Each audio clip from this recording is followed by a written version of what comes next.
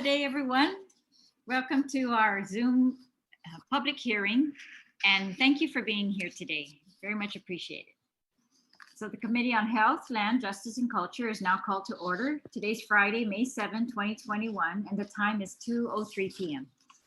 Notices for this virtual public hearing were disseminated via email to all senators and to all main media broadcasting outlets on Friday, April 30, and again on Wednesday, May 5th, 2021.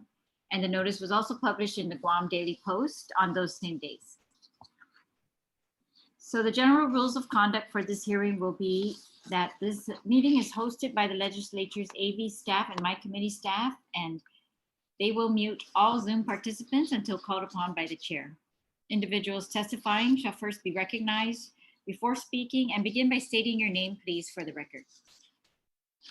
We have two agenda items. One is Bill number 93-36 LS, introduced by Vice Speaker Tina Rose Muña Barnes, Senator James C. Moylan, which is relative to eliminating the requirement that any deed or instrument conveying registered land in trust upon condition or upon limitations contain the words "with power of sale" in order to empower the trustee or transferee of such registered land to deal with the same without court order. And our second item on the agenda is Bill number 54-36 COR, sponsored by V. Anthony Ada, which is relative to liability protection for public and private employers during a state of public health emergency. So we will begin with the first agenda item, again, Bill number 93-36 LS, and I will ask the prime sponsor, which is our Vice Speaker, Tina Muña Barnes, to please introduce the bill. Oh, I'm sorry. Before I begin, let me recognize my colleagues. I'm sorry. I'd like to thank and recognize my colleagues who have joined us today, and that is the Vice Speaker, Tina Muña Barnes,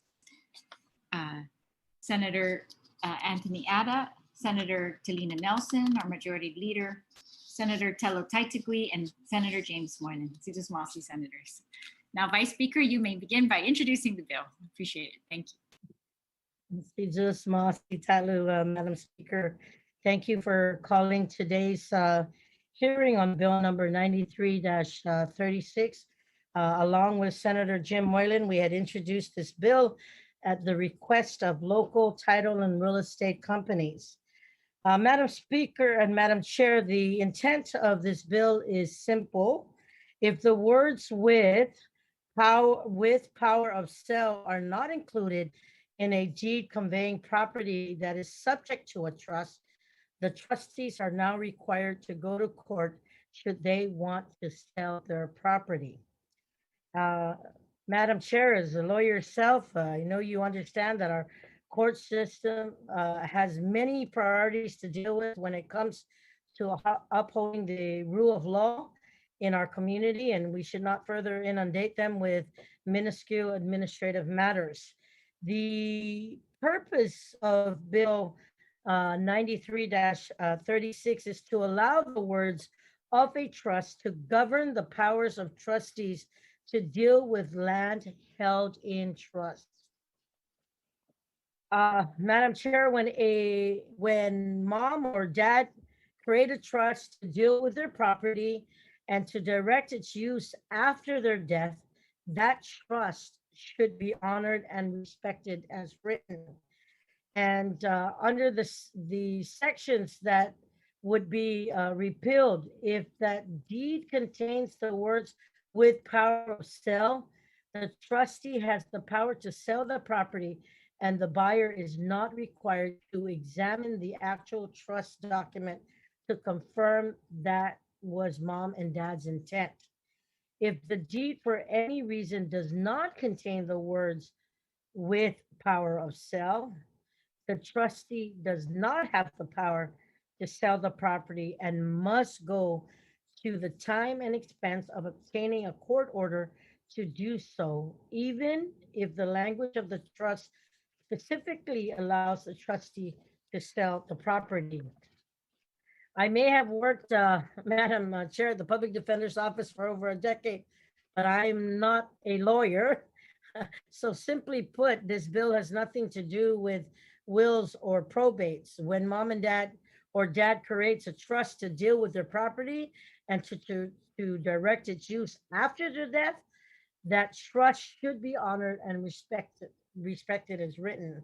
So the two sections of the law considered here allow for the property to be either sold or mortgaged or not sold or mortgaged, regardless of what is written in the trust by mom or dad. So when I first looked into this matter, Madam Chair, I had to look at a practical example to understand this proposal. As hard as it is when you lose a loved one, inheriting from them now makes you responsible for taxes and fees and etc. So if someone inherited their parents' property through a trust, they could now use these properties to come up with the money so that they can fulfill their obligation.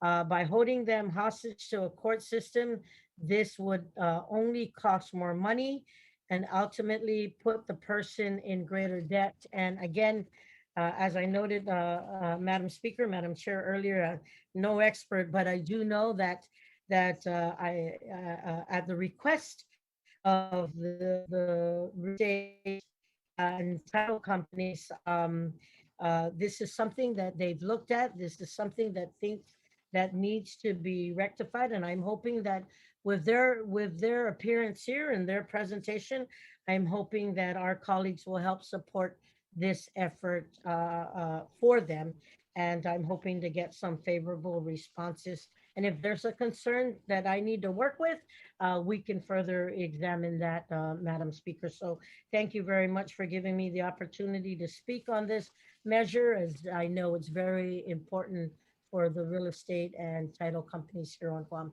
Sana Masi. Senator Mossy, Madam Vice Speaker. We'll now hear from those who have signed up to testify, and we will begin with Kim Young, President of Security Title. Good day, and thank you very much for the opportunity. This is not my usual arena, so excuse me if I'm out of order. My name is Senators, thank you. My name is Kim Anderson Young, and I'm with Security Title in Guam, and with me is Attorney Richard Johnson, with the hopes that if I say something out of line, he'll kick me under the table. I'd like to start by saying trusts have become a very commonplace tool for everyday people to manage their property. Over the past few years, the real estate industry on Guam has seen countless people forced to seek judicial approval to sell or deal with their property because of the lack of the words "with power of sale" included in the deed transferring title of their property into their trust. When an owner deeds their property into their trust, if that document does not contain the 4 words "with power of sale," the trust cannot sell the property. If the attorney drafting trust documents misses this small and very unique to Guam detail, a trust cannot sell or otherwise transfer their property.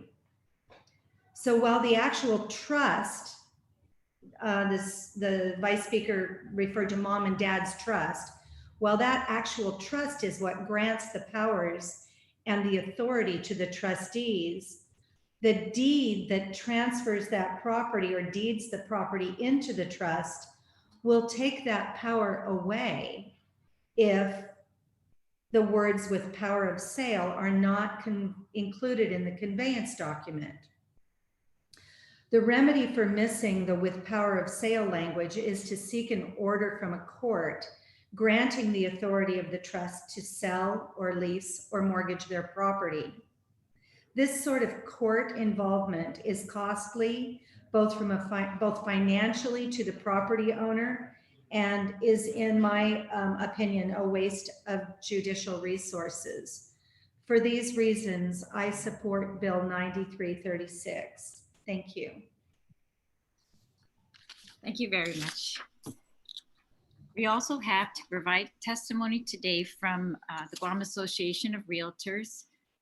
The president, Mr. Sean Blas, the President-elect, Ms. Liz Duenas, and Mr. John Duenas. So I'll call on Sean Blas, the president, first. Thank you very much. Hafide. My name is Sean Bloss, and I'm the 2021 president of the Guam Association of Realtors. Thank you very much for allowing me to speak, honorable speaker and vice speaker and senators. Here's my testimony. So for many years, deeds have been filed with the Department of Land Management to trust funds without the power of sale language required in the Guam Code Annotated. The absence of this language requires the seller to file an action in court to have the trust reviewed by a judge before a sale can be completed. This language requirement is unique to Guam, as Kim mentioned earlier, and has caused significant delays and costs in land transactions. It has not served a purpose, as nearly all land transactions involve title companies, and they have required some sort of certification of the trust language that verifies the ability to sell by the trust. We recommend, and when the Guam Association of Realtors recommend the passage of this bill, as it will reduce the unnecessary duplicative work of the courts in reviewing trusts and will streamline sales and costs for trusts on Guam. Thank you very much. Thank you very much, President Blas. I call on the president-elect, Liz Duenas, or Mr. John Duenas. No, I saw John. I see both of them.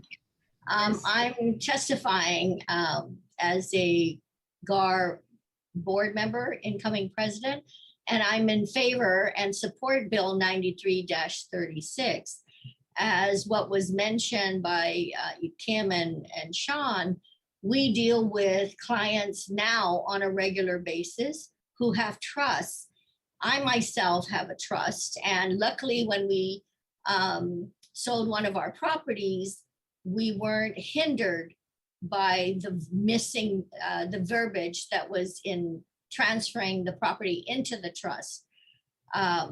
Families on Guam use trust to help them avoid the cost of probate and avoid the cost of attorney fees. So they really, having a trust is not an easy task. Having gone through the process, John will probably relate that it was really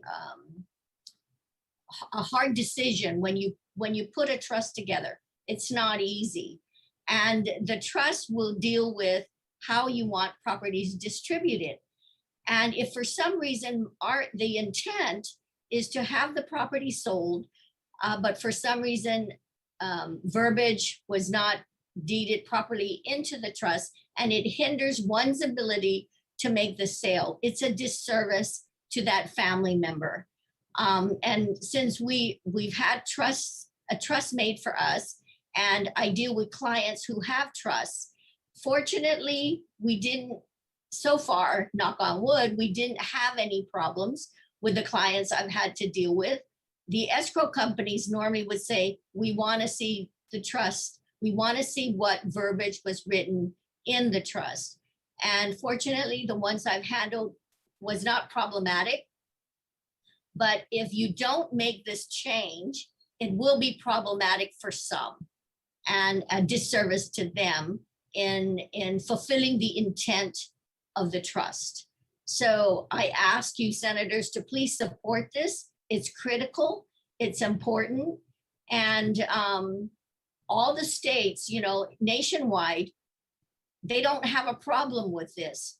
We're the only ones, Guam is the only one that has this verbiage in there. We need to get our documents up to date so that our people, the people of Guam, do not have issues with this when they file their trust.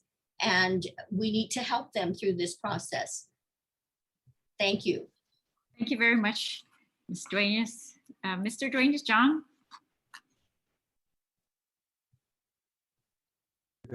Well, I have no disagreement with my better half.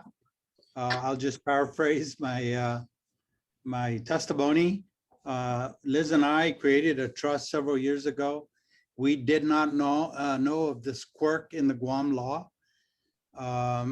We transferred our properties into the trust and engaged a very reliable title company to assist us. And they were quite aware of this quirk in the law and helped us place that language of power of sale in our transfer deeds. And thus, we don't think we're going to have any issues with regard to this law. But for those trusts that were created before this law that did not have that power of sale, you could see that they're going to have problems implementing those provisions in their trust that requires, or not requires, but allows for the sale of properties out of the trust. And for those trusts that will be prepared, they won't have to make sure that this language is contained in their transfer deeds. It will rely on the provisions of the trust to be carried out as stated. We definitely support the passage of this law. I think it's I mentioned it's really a no-brainer. I think Guam is the only jurisdiction in the under the umbrella of the United States and territories that has this quirk in the law. And I'd like to thank Attorney Johnson and Kim for researching this issue and for coming up with recommendations as to how to deal with this quirk in the law. Thank you. Thank you very much, Mr. Duenas. We do have other members of GAR who I will call on in just a little while. I'm going to now recognize Mr. Lee Weber, who had signed up prior. Mr. Weber?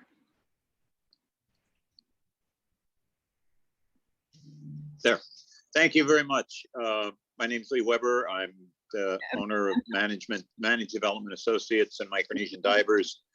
As Mr. you Weber, can see from the picture. Yes, ma'am. can you please turn on your video? We have a rule that the testimony, we want to take it by video. Oh, okay. Hold on a second. I'll turn it on. Okay. There you go. Thank you very Is that much. better? You don't like me getting kissed by a dolphin. So no, that was quite an experience. Well, thank you for the opportunity to participate and testify on Bill 9336. I think it's an appropriate bill. I'd like to thank Kim and Attorney Johnson for their efforts on this. And I'd like to thank the other members of GAR for their support on it. I think it's important. The cost of setting up an average trust for someone is far less than the cost of going through probate hearings and the cost to the courts and the government of Guam in trying to do battle after someone has passed away and put in their trust that they wanted land to be handled in a specific fashion. So I encourage the legislature to pass this bill. I think it's important.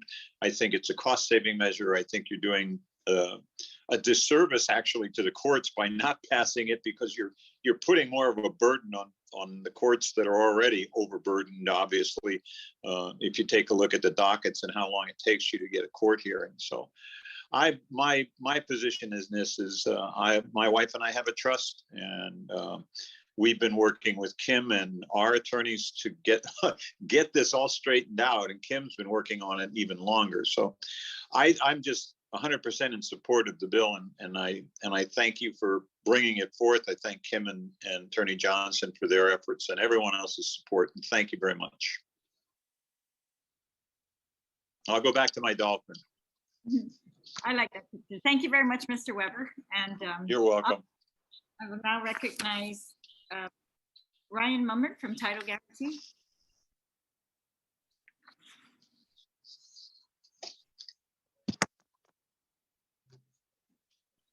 Okay, maybe he's not present, but we did receive written testimony from him, and so that should be available to the senators on the link.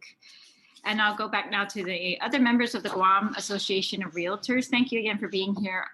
We have listed Vincent Calvo, Monty McDowell, Fabian Respicio, Claire Delgado, and Peggy Llagas. So I think Mr. Calvo wanted to testify. Mr. Calvo, you are recognized. Thank you, Ms. Speaker. Yeah, my name is Vincent Calvo. I'm the chairperson for the Guam Association of Realtors Legislative Committee. And we've been speaking about this issue for the past month the past month or so, and there's an overwhelming support where we have consensus of support on this issue, on this bill. And now I'd like to speak as a private citizen. In the past year, I did oversee some of my, we were trying to mortgage a property, and what had happened was we did that with the deed that transferred that property to the trust. We did not have the language with power of sale.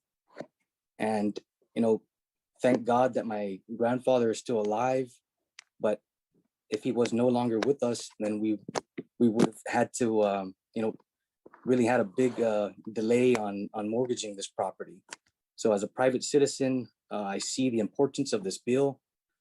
And I'd just like to ask the senators for their support as well. Thank you. Thank you very much, Mr. Cowell. I'd like to recognize the presence of another one of my colleagues, Senator Joanne Brown. Thank you, Senator Brown, for joining us. Is there any other member who would like to speak on, to give testimony? If so, please raise your hand and I will call upon you. And if not, then we will begin our questions with the panel. We will begin with you, Vice Speaker Muña Barnes. Thank you,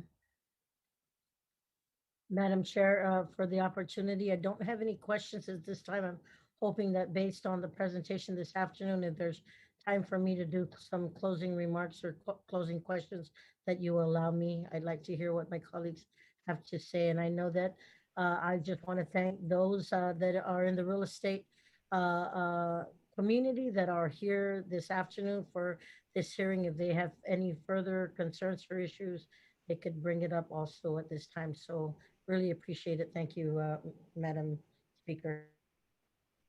You're welcome. And I will now recognize Senator Ada. Any questions or comments for the panel? Thank you, Madam Speaker. No, I don't have any questions. I'll just listen in on. Thank you. All right, thank you. Senator Nelson, Majority Leader. I do have one question, Madam Speaker. Thank you. We're constantly talking about how this is going to alleviate the impacts of the courts and the judiciary. Do we have any representatives from the judiciary here to give us more clarification on this amendment to the current statute? No, there's none. Okay, Madam Speaker, that's part of my concern is that I understand the advocacy to make this amend this current statute, and then I understand the feasibility that it will allow for our realtors. However, if we could get more input as far as the process of the litigation that would take place if the statute wasn't, if this bill should pass, and how that does affect a more thorough explanation on how it will affect the probates moving forward for trusts. And that's all I have at this time. Thank you, Madam Speaker. All right, thank you. If it's okay with you, I'm going to ask if Mr. Johnson or Ms. Youngwith wants to answer that, or anyone else. Go ahead. I think I can speak to that, Madam Speaker. If the deed does not contain the words power with power of sale, then the trustee needs to go to the Superior Court and file a petition for approval to mortgage or sell the property. So that involves filing a petition, perhaps a little memo, and getting a hearing in front of a judge over at the court. It's been a little tough in the time of COVID for people. It's an ex parte proceeding. So it'll cost them a few $100s to hire a lawyer to go over there and help them get this approval. If the proposed bill passes, they will no longer need to take those steps. And that's really it. This really doesn't have anything to do with the probate. It's in fact, the whole process of putting trust together is to avoid probate if at all possible. So it doesn't deal with probates or any other litigation. It just will dispose of the need for the trustee to go over to the court and get an order. Thank you, Madam Speaker. Madam Speaker, I received a a question, and that question is, perhaps to the sponsor, is the intent of this legislation to remove the statutory conclusiveness of the authority of a trustee to sell or not? 29168 says, if with power of sale included in a deed, third party's right to rely on the power is protected. If with power of sale is not included, then the third party is assumed to take the risk. Wouldn't repeal of this legislation lead to more litigation? With sales on the rise on our island, why would we want to increase the risk of third-party bona fide purchasers? Currently, statutory provision protects the third party from potential action to null and void an arm's length transaction.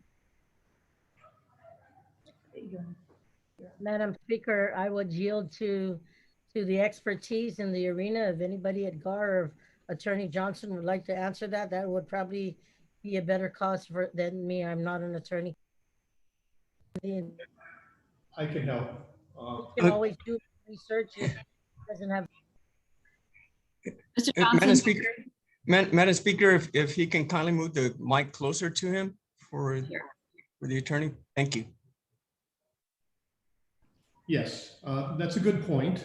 The statute as it sits now says that if the deed does contain the words with power of sale, the mortgagee or the transferee of the property can conclusively rely on that and need not review the actual trust document. If you don't have a statute like this, though, what's going to happen is, and what actually happens today as well, for most mortgagees and most purchasers, they will want to view the actual trust document itself, and they will get from the trustee a trust certificate whereby they represent to the mortgagee or the transferee of the property that this is an accurate and true copy of the trust. It's the complete trust, and I am the current trustee of the property. And in reliance on that, the transaction closes, and you have presumably what's called an estoppel, which means you can rely on that representation from the trustee, and the trustee can't back off from that in the future. So the conveyance is still a good conveyance. Thank you, Madam Speaker. Thank you, Mr. Johnson. You're welcome. Thank you. Thank you, Senator. Senator Taitakui, you are recognized. Sejus Masi, Madam Speaker, for the opportunity, and good afternoon to everyone here at the panel. You know, I had an opportunity to do some research on this legislation, proposed legislation, and had an opportunity as well to talk with Kim Anderson, as well as some attorneys and some people in the public. In fact, I received, if you don't mind, Madam Speaker, I received a testimony directly to me, and I'd like to read it in for the record. It says, "Dear Speaker, it would be foolish to cause changes retroactively when one of the largest, highest funded charities on Guam is being litigated in Guam's court.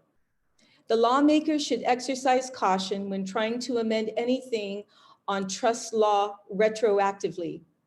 There can be a direct assumption that such lawmakers would be doing this to benefit culprits who have misplaced and misused millions of dollars meant for the charity for people of Guam. We need to make sure such lawmakers are aware of the dangers of retroactive application. Signed, Concerned Citizen of Guam." Madam Speaker, I will send this to you for the record, but this person does not want to be known. And because of this, Madam Speaker, you know, I have no problem for myself, have no problem with this legislation, supporting something like this. But it's important that anything like this be retroactive. Now that's a concern. And this is what I received from an attorney that said, "It may be possibly unconstitutional manner of removing property at the time of a conveyance retroactive." Now, Attorney Richard, can you explain perpetuity period? Are you familiar with perpetuity period? The rule against perpetuities? Yes. Yes. Can you explain it to my colleagues? Yeah, essentially, it's a little difficult process. A lot of people in law school have a hard time with it. It's a future interest must vest, if at all, within 21 years of life in being at the time of its creation. Okay, earlier, Sean, is Sean still here? Thank you, Mr. Richardson, Johnson. You're welcome. Sean, earlier you mentioned that according to Kim, this new law, but just for your information, as well as everyone here, that's totally mistaken. This law started at the beginning of the Guam Code Annotated back in 1960s. So this law has been in the books since the 60s. It's not something that was unusual. So when I was talking with Kim and saying that they just found out about this, if you have attorneys as well as title companies that are researching or preparing documents for individuals, you would think that they get paid to do this, that they would find that section of the law and know it by heart, since it's been here since 1960s. Now, like I said earlier, I have no problem with this legislation. But like Vincent, my nephew, earlier stated about, luckily his grandfather was alive to incorporate the language of power of sale for that piece of property. But that's because he was alive. What about all those other individuals who passed on, whose intention to place property into the trust and not be sold to anybody, a third party, but to be kept in the family? Land is precious, very precious. And this is an opportunity for families to keep that property in the family, that it should not be sold. And that's why, power of sale is incorporated into deeds. By law, any property that is incorporated into a trust has to be done through a deed. So there's extra measures to that. So it's important to include that. Now, Auntie Liz was mentioning earlier regarding, it's good that they incorporated, they had the right advisors or right attorneys to ensure that they had that section of the law in there for their trusts. And it is very difficult. But most individuals, families, if I'm not mistaken, probate is used quite often, especially when there's a disagreement in the interpretation of one family member to another. So there is I'm thinking, Madam Speaker, that there is an alternative. If the deed does not include the verbiage power of sale, then the option is in probate, like our Senator Nelson had mentioned earlier and spoke about probate and the ability to do so. So, Madam Speaker, I have, like I said, I have no problem moving forward in eliminating the power of sale, but it should not be retroactive. This should not be retroactive at all. This is like moving forward. Because it's obvious that there might be properties that are intentionally, but if someone has passed away, how can we tell this is their intent to do so? So I guess, I do have a concern, but I do see the, moving forward in the future may be an option. But those are my comments, Madam Speakers, and my concern. And I thank you for the opportunity. Thank you, Senator Tite. Madam Senator- Speaker, may I say something to address what Senator Tite just? Mr. Duenas, yes, you are recognized. Okay. Maybe you might be misinterpreting what this change in the law does, Senator Tite. What it says is that if your trust says that the trustees have the power of sale, they can proceed with the sale. Right. That is exactly what we put in our trust. We don't want any second guessing. We don't want to go to court to have the court give us, provide permission for us, or at least our trustees, to sell the property when in our trust, we actually specifically said that certain properties are to be sold. I believe that this removal of this quirk in the law permits the trust language to govern how you deal with the trust. If your trust doesn't say you're allowed to sell, or it says that you should not sell, then you can't. Right. No, I agree, John, absolutely with you. And no, I do interpret it that way, that the trust incorporated in the trust, the verbiage to allow the power of sale, and it's clear and precise. But if you incorporate property into the trust, and if that property that's deeded into the trust does not incorporate the power of sale, then regardless of what the trust says, the law clearly says in Chapter 29, Title 21, 29168, that in order to mortgage, to lease, or sell the property, that the deed must incorporate the power of sale. And so I do understand that I'm not talking about the trust itself. The trust can put it in there, but if we eliminate this, I'm just concerned about being retroactive to those whose intent. Well, I think it should be retroactive.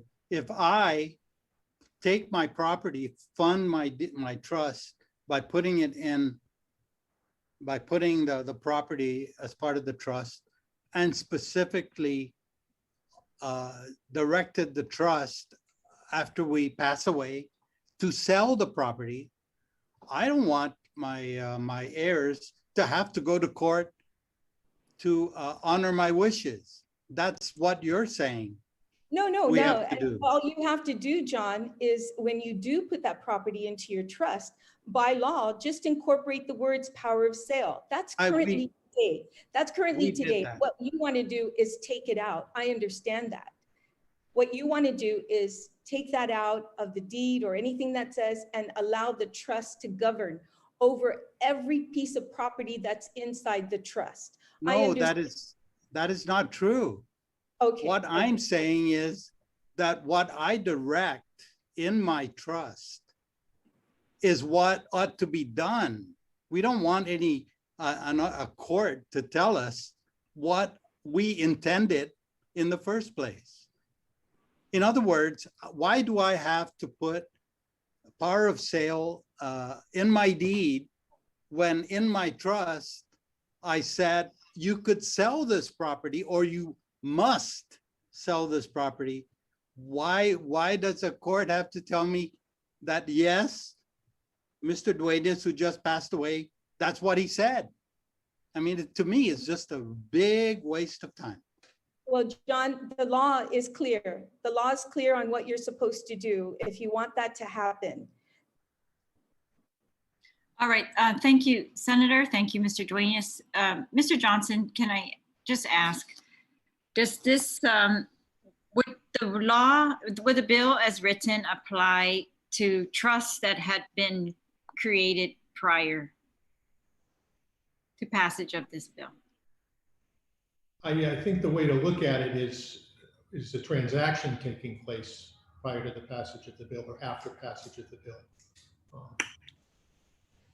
Because if this law is passed and these sections are repealed, and if your deed says it's with power of sale, it doesn't really matter anymore because that doesn't give you anything. The language of your trust will govern. If it does not contain the words with power of sale, you look to the trust and see what the trust says. And if the trust says that the trustee can, shall, or shall not deal with the property in a particular way, then that's what's going to govern. Okay, so you're saying passage of this bill today, and then a transaction occurs tomorrow where there is a deed, yet the trust was created 3 years ago, that it would apply to that trust. I think so. The language, I think the language of the trust is going to govern. I'm no judge, so I'm not the final word on any issue like this. If anyone has any language that would clarify that, if you think it's necessary, please send it to my committee. I would consider it. Otherwise, that's what that's what it's looking like to us right now. Senator Moylan, you are recognized. Thank you, Madam Chair. You know, I'm glad the discussion is coming up.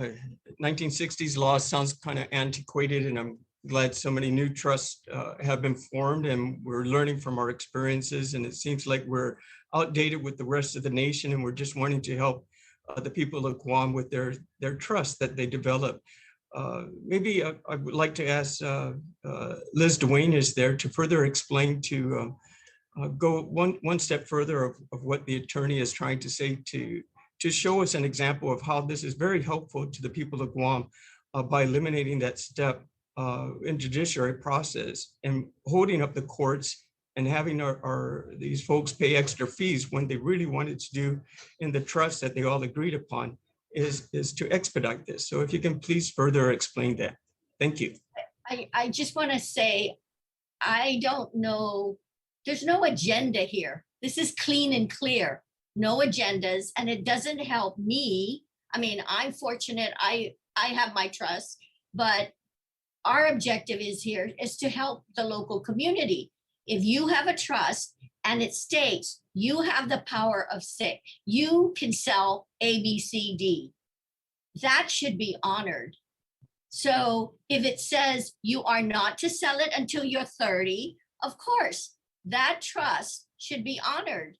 But if my trust says this property should be sold, and then that trust should be honored. However, for some people, when they funded the trust and the document went into the trust, that is what we're trying to correct, that other nations, other states do not require a certain verbiage. We just want to make it straight so that if I fund my trust and I put it in there, it's honored. And if I pass, my intent was to allow my heirs to sell it. But because that little language wasn't there, and it's, like you said, antiquated, it's from the old law, and it's in there, you're going to prevent my heirs from selling. And in order for them to sell, it's a hindrance to get an attorney, get the other stuff done. I mean, if I had to do that for my dad's trust or my mom's trust, then I'd be pissed. You're going to tell me what I need to do for my trust? You know, so again, we deal with people every day as realtors. People look at us differently. Sometimes they think, well, what is your agenda? What do you have to gain? I don't have anything to gain. My objective is to help the people, period. And that's what we all should be doing, period.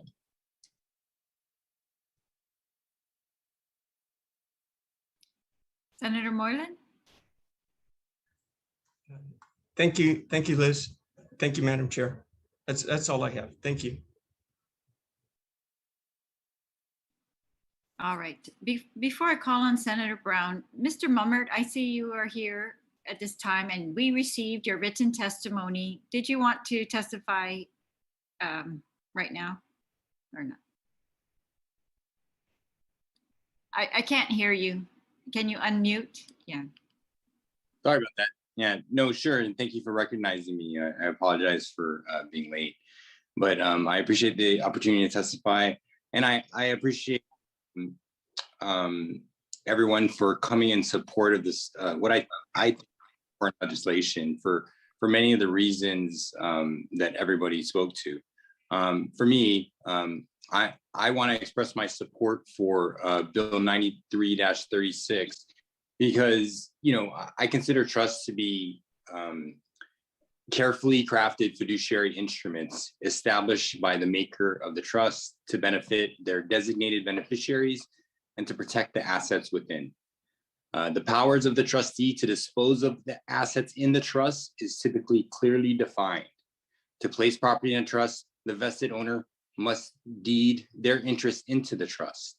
But under the requirements of the law as presently written, however, a trust does not have the power to sell property that is in the trust if the deed transferring property into the trust does not include the application language granting the power.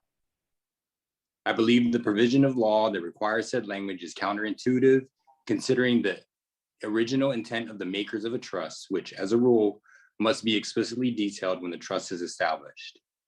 When the authority of a trust is called into question, the trustee and or the beneficiaries must take the matter to court and ask the court to make a ruling. The expense associated with asking the court to clearly establish the power of sale is an unnecessary hardship on the trust beneficiaries, considering that a trust by design defines the powers of the trustee and the authority of the trust therein. During my tenure at Title Guarantee, it has become apparent that a significant amount of trusts created locally did not have the proper vesting language and consequently do not have the power of sale. In many cases, however, the original grantors of the property are deceased, which forces the trustees and the beneficiaries of the trust to have the trust authority certified by the court. The lack of the proper vesting language may disqualify properties held in trust from financing and render title transfers from the trust to third parties in a sale already authorized by the language of the trust. I believe that the proposed amendment to the current law will relieve financial hardship on the beneficiaries of the affected trusts who are unable to dispose of held assets and who must spend on court fees and attorneys to cure the defect. In consideration of the above, I humbly ask that Bill 93-36 be enacted into law. Thank you. Thank you, Mr. Mummer. And Senator Brown, thank you for waiting. You're recognized now. No problem. Thank you very much, Madam Speaker. I'm certainly interested in listening to the testimony. I'm probably going to want to get more feedback with regards to this issue because, you know, at one end, we're told that, you know, trusts are very well structured with the intent of perhaps what the original owner may have wanted to have done with his or her property. And then at the other end, we're hearing that languages may not necessarily be clear with regards to what was intended, you know, whether property could be sold or not. You know, I think anybody who owns land on Guam or who's had inherited land on Guam, and many of us who are, you know, have our Chamorro lineage have inherited property or will be inheriting property. And everything is not always so clear cut, even with a trustee that, you know, trustee that's set up. Sometimes there's different interests of those that are recipients of that trust, especially if things are not as well crafted in the language when these agreements were set up. So it might be a question of what perspective you're looking at in terms of whether or not this is something that helps facilitate, or when there's disagreement, probably it's going to end up going to court anyway if there's disagreement among the recipients of the trust. So I appreciate the information. It's not clear cut in my mind yet. Perhaps it will be at some point in getting more feedback. Perhaps we will get more testimony, because I would like to hear others who are not directly involved in the real estate business, even though the insight certainly is beneficial. But I'd like to also hear from others who have dealt with this, what the concern was and why this law was originally created. You know, was it originally created as an obstacle, or was it created to address concerns perhaps where the language is not so clear cut, particularly with older trusts that may have been, you know, developed many, many years ago, and as mentioned by those that have testified, probably in most cases when these issues come up, the original parties that created the trust perhaps are no longer around to provide direct clarification for what their interest is. So I certainly appreciate the testimony. I look forward to hearing more information with regards to Bill 93 before I make my final decision. But thank you very much for everyone providing their insight. Thank you, Madam Speaker. Thank you, Senator. I just have a couple questions too, and I guess I'm not sure who can answer, maybe anyone, but so going forward, it seems clear to me, I can see the benefit and how it would you know, make it very clear, especially for those who are creating trusts after the passage of this bill. But for those trusts that were created prior to the passage of this bill, and of course, deeds that were made prior to the passage of this bill, if a grantor intended not to allow power of sale, wouldn't the passage of this bill now be allowing power of sale for that one particular property that was placed in the trust without the deed saying, you know, with power of sale? In other words, wasn't it possible that the grantors or the trustor intended that not all property in the trust despite being given the power of sale in the trust, was going to be sold, that they wanted to treat it differently, but they put it in later. So when they put this property in later, they said they didn't write the words with power of sale. So I just wanted to know, would this now, passage of this bill now allow for those old trusts and those old deeds that that property is going to be sold?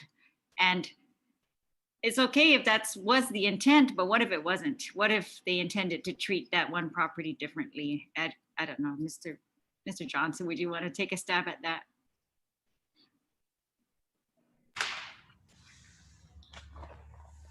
Yeah, I'm not sure I've ever seen that. But I suppose it's possible it could create an issue. Normally, you create your trust and you put your property in it, and you put in the trust exactly what you want done with it. And then if additional property is put in and you wanted something different, presumably they try to amend the trust too. And I suppose it's possible somebody could have had that intent. I'm not sure how you can deal with it. All right. Deal with that legislatively if that were an issue when drafting. Okay. Yeah, I understand the amending the trust, but just in case they didn't, yeah, I'm not sure. And I'm not familiar with any current cases that are going on that, one of the senators said we should be careful of. So I'm not sure about that either. Mr. Duenas, did you want to answer also? I kind of want to echo Attorney Johnson's comment that if you place a piece of property in a trust and you just place it in the trust, don't let your intent be known in writing, because how else can you tell? Then the trustees should be able to do with that property how they wish.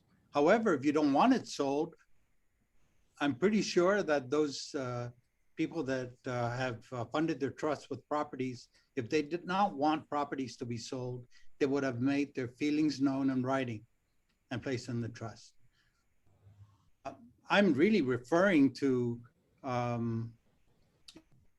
our trust. There are provisions in our trust to sell certain properties. If he did not include power of sale, whatever language we placed in there that directed the sale of the properties would have to be suspended until we get a court order. It's ridiculous. And our trust was done before this law was, before this law is being entertained. So I don't know if there's so much danger. If there is strife in the family and there's disagreement on what to do with the property, if the power of sale was not specified or no intent was actually placed in writing in that, then I assume there's going to be, it has to be adjudicated in court. I mean, you're always free to file a lawsuit. Whether or not it's valid, it's something else. All right, thank you. Did any senator have a question for Mr. Mummert, since you asked your questions prior to his arrival? Or is he still here? Yes, he's still here. Anyone?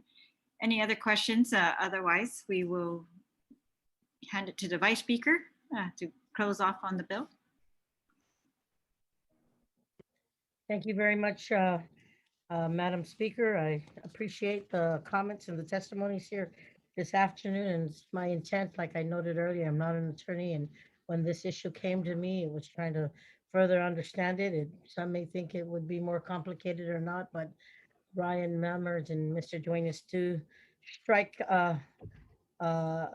certain sentiments if the with power of sale is not done to those trusts that have been there before. I want to note for the record that of the majority of the states in the mainland do not have this provision in there with power of sale. And I know that I've always said this, if some things may have been fine back then, but like a good senator said from Tamuning, if it's antiquated, if it needs to be changed today because times have changed, then we look at improving on that. And if it was good back then and not so good today, then of course we need to update, and each bill that becomes law can continue to evolve based on the times. And I literally appreciate Miss Anderson, Miss Kim Young, and all the real estate folks who've come to see me or talk to me about this issues, because at least you know that we're listening. They see an issue at hand. They want to help make it better. They want to stop literally the costs that may be incurred if they had to go through and because they didn't know about the provisions that are in law, in statute today. So I just want to thank everybody for coming, and we want to stop the bureaucracy, right? So we can change. And in 10 years, if it doesn't work or what have you, that it can always change with the time. But today, this is the concern of the real estate industries and some title companies, and it was of enough concern to bring it up to the policymakers. And I'm here to listen. And I want to thank you, Madam Speaker, for at least putting this measure on the floor to share with our community that this is important for these folks, and that's why they've come to us to at least make that change. And I'm really hoping that with if anybody wants to give any further recommendations or comment based on this, we're open. And I'm here to listen, and I'm hoping that this gets fair consideration on the floor, and that this will help the title companies and the real estate companies to help their clients and their folks. So thank you very much. I know we have another bill, so Yes. I'll close with that. Thank you very much, Vice Speaker. And to all of you who've testified on this bill, I thank you for your time and listening to our concerns. And anything that you want to submit, please do that in the next 10 days, and we will take it all under consideration. All right. So what happens after this is the committee will make a determination. They'll put a report together with all the testimony, and we'll report the bill out and for legislative action. It is now 3 p.m., so I'm going to consider the hearing on Bill number 93-36 LS duly heard. Citos Mas. We're going to move on to our second agenda item, which is Bill number 54-36 COR. It is sponsored by Senator V. Anthony Ada. Senator, I will allow you to introduce the bill, please. Thank you, Madam Speaker and colleagues. Bill 5436 COR, Madam Speaker, is an act to add a new Article 9 to Chapter 19, Title 10 GCA relative to the liability protection for public and private employers during a state of public health emergency. Madam Speaker, subsequent to the enactment of the CARES Act, Congress had pondered several pieces of legislation to deal with civil liberties during a pandemic. And one of those initiatives was the liability protection for businesses, including clinics and hospitals. And unfortunately, with everything going on, stimulus rolling out and the 2020 elections, Congress wasn't able to address it, and forcing a lot of states to address these issues in state legislatures. This bill will protect businesses from liability that was intended by Congress. It's intended to protect businesses from lawsuits from those that, and at this point in time, accuse a business of spreading COVID-19. As you see what goes on, Madam Speaker, when the pandemic first broke out, is that, everybody was at a loss, right? And we start taking action to ensure the safety and health and welfare of not only our employees, but also the patrons that come to the businesses or to the clinics or hospitals. And what this does is that it just generally, it protects the employers from any lawsuits, that as long as you're following the guidelines that is given by the CDC or from the executive orders from the governor or the memo guidance from public health, and you're in compliance with it, then, it frees you from any liability. And I hope that I'll be able to get the support of my colleagues on this piece of legislation, and that we can get it onto the session agenda. Thank you, Madam Speaker. Thank you, Senator. I'm just double checking.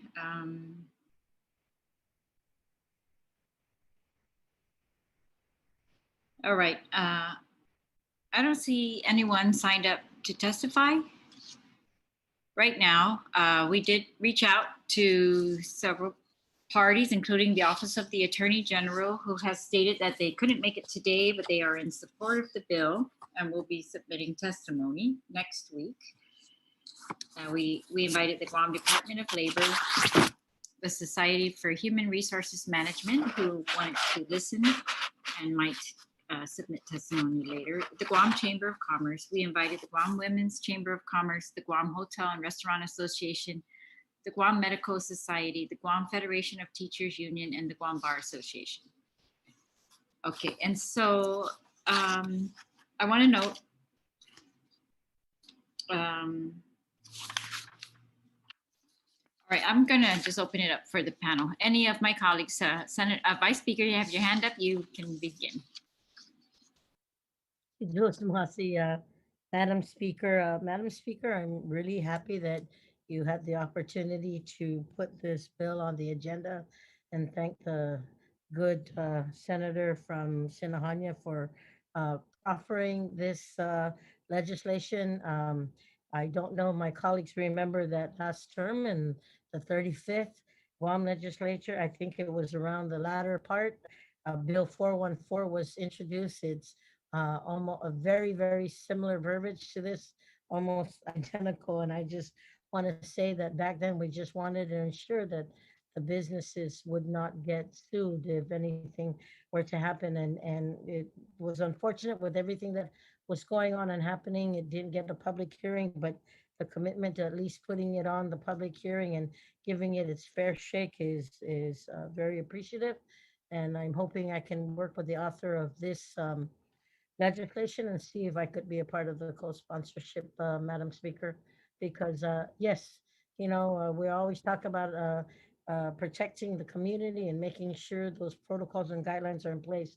And sometimes we forget about the businesses who are out there and things that, you know, happen not by their fault. So I really appreciate the good senator from Sinajana doing this, and I'm hoping he can give me that fair consideration.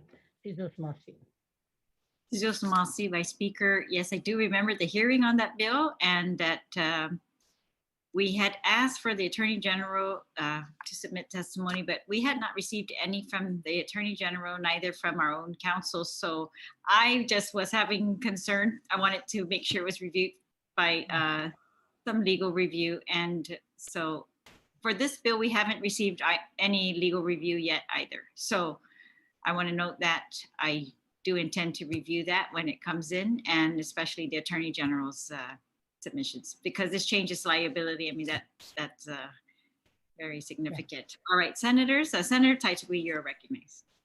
Thank you, Madam Speaker, and thank you to the author of this legislation. You know, I know that we've been trying to get something from the Attorney General's office, and if I'm not mistaken, I think this might have been in other jurisdictions as well. But the question, I think, Madam Speaker, if we can also get from the Attorney General, whether the public sector employees are covered by the Guam Claims Act. I was hoping that the Attorney General's office would be here to answer that one particular question, but hopefully, you know, by bringing it up during the public hearing, they will hear our questions and provide their testimony for it. But thank you, Madam Speaker, and I thank the author for this legislation. Thank you, Senator. Senator Brown? Thank you, Madam Speaker. I'm certainly open to this bill and look forward as well to seeing the Attorney General's recommendation on it. I think that'll give us greater insight. Otherwise, I certainly understand the intent of why this bill was introduced. So thank you very much for allowing me to have a brief comment. And thank you to the sponsor and sponsors. I'm sure a Vice Speaker will be included. So thank you to the sponsors of this bill. Thank you, Senator. Senator, any other senators would like to ask a question or make a comment on this bill?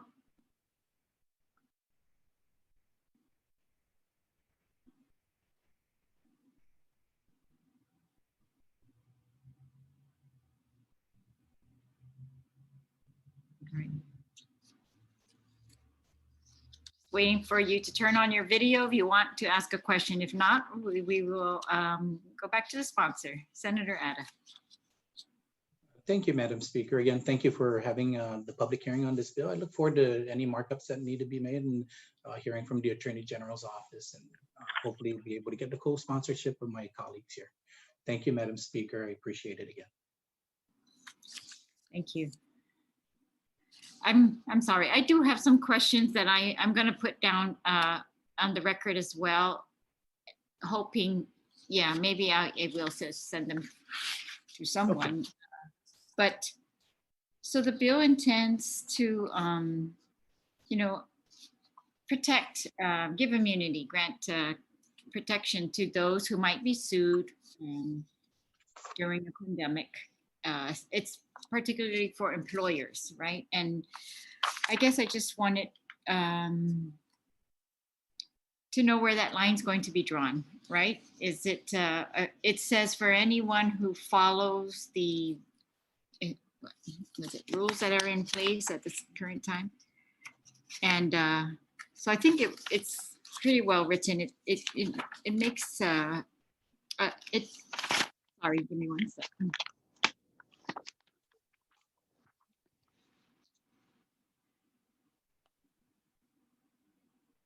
Everyone, every person, and by this, I know you meant employers, and then you defined this word person to include almost any employer, including the government of Guam, shall be immune from civil liability and professional disciplinary action for any action arising out of a disaster or emergency. And now this statute is being placed into the public health emergency law, that chapter.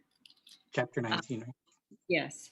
And if, and then it says, if the person, the employer, complied with or made a good faith effort to comply with federal or local regulations, executive orders, or guidance, or complied with federal or local statutes passed or issued in response to the disaster or public emergency and applicable to the activity at issue. So I know we're trying to say, you know, when the governor says wear mask and we're wearing mask, and then, you know, something happens to an employee at work from wearing a mask, I can't imagine any scenario like that. I'm just totally making up a hypothetical. Yeah. But I guess I just want to get some clarification as to